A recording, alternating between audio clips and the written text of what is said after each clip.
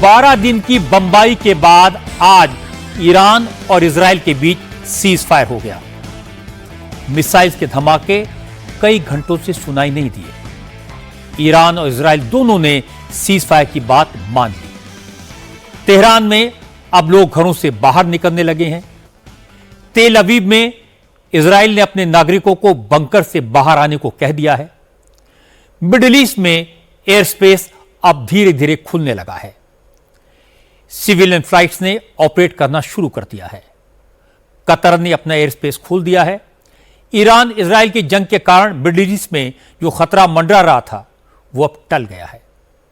इस cease fire का पूरा क्रेडिट प्रेसिडेंट डोनाल्ड ट्रंप ने लिया। ईरान और इजराइल दोनों को थैंक यू कहा, लेकिन सीज फायर के ऐलान के बाद ईरान इजराइल वॉर को लेकर कई सवाल उठे हैं। सीज फायर के ऐलान से ठीक पहले ईरान ने कतर में अमेरिकी एयरबेस पर हमला क्यों किया, और इस अटैक से पहले ईरान ने अमेरिका को इसकी जानकारी क्यों दी? इसके लिए ट्रंप ने ईरान को शुक्रिया अदा क्यों किया? अब सवाल यह भी है कि अमेरिका ने ईरान के न्यूक्लियर साइट्स को निशाना बनाया, लेकिन ईरान को कोई नुकसान नहीं हुआ, क्योंकि उसका दावा है इन साइट से उसने यूरेनियम को पहले ही हटा लिया था। जब ईरान ने अमेरिकी बेस पर हमला किया तो अमेरिका ने 13 की 13 मिसाइल्स को हवा में मार गिराया, क्योंकि उसके पास एडवांस इंफॉर्मेशन थी। तो क्या दोनों के बीच मैच फिक्स था? सिर्फ पोस्टरिंग हो रही थी? एक और सवाल यह है कि सीज फायर का ऐलान तो हो गया, तो ट्रंप ने यह क्यों कहा कि सीज फायर 6 घंटे के बाद लागू होगा? क्या वो ईरान और इजराइल दोनों को हिसाब बराबर करने का मौका देना चाहते थे? और एक प्रश्न अब से थोड़ी देर पहले उठा, प्रेसिडेंट ट्रंप ने इजराइल के रुख पर नाराजगी जाहिर क्यों की? ईरान और इजराइल दोनों पर सीज फायर वायलेशन का इल्जाम क्यों लगाया? क्या यह सब ड्रामा है? इन सब सवालों के जवाब मैं आपको दूंगा आज की बात में, लेकिन सबसे पहले आपको यह बताता हूं कि नेटो की मीटिंग में जाने के लिए वहां रवाना होने से पहले प्रेसिडेंट ट्रंप ने इजराइल के खिलाफ नाराजगी क्यों जाहिर की? असल में आज सुबह से ही प्रेसिडेंट ट्रंप ईरान और इजराइल के बीच जंग रुकने से जबरदस्त जोश में थे। सोशल मीडिया पर लगातार पोस्ट करके ईरान इजराइल के बीच सीज फायर का क्रेडिट ले रहे थे। इसे शांति की दिशा में अपनी बड़ी कामयाबी बता रहे थे। लेकिन कुछ ही घंटों के बाद अचानक ट्रंप का रुख बदला। उन्होंने कहा, ऐलान के बाद जिस तरह इजराइल ने सीज फायर वायलेशन किया और ईरान ने जिस तरह से इजराइल पर जवाबी अटैक किया, यह ठीक नहीं है। वो इजराइल के रुख से खफा हैं।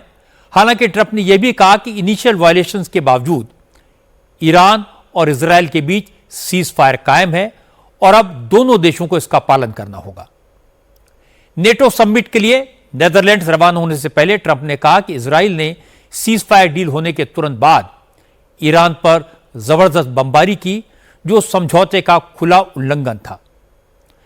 इसके बाद ईरान ने भी जवाबी हमला किया, जो उनका हक बनता था। अब इजराइल इस बात की शिकायत नहीं कर सकता कि ईरान ने पहले सीज फायर वायलेट किया। ट्रंप ने अपने सोशल मीडिया ट्रुथ सोशल पर इजराइल को निर्देश दिया कि वो ईरान पर बमबारी करने जा रहे अपने फाइटर प्लेन्स को तुरंत वापस बुलाए। अगर इजराइल ने ईरान पर फिर बमबारी की तो यह सीज फायर का बहुत बड़ा वायलेशन माना जाएगा। आज यूरोप के लिए रवाना होने से पहले ट्रंप ने बताया कि उन्होंने इजराइल के प्राइम मिनिस्टर बेंजामिन नेतन्याहू से फोन पर बात की है और उनको साफ साफ कहा कि अगर इजराइल ने सीज फायर फिर से तोड़ा, ईरान पर हमला किया, तो यह उनको बहुत महंगा पड़ेगा। ट्रंप ने कहा कि उन्होंने नेतन्याहू को हिदायत दी है कि वो अपने जनरल्स को काबू में रखें।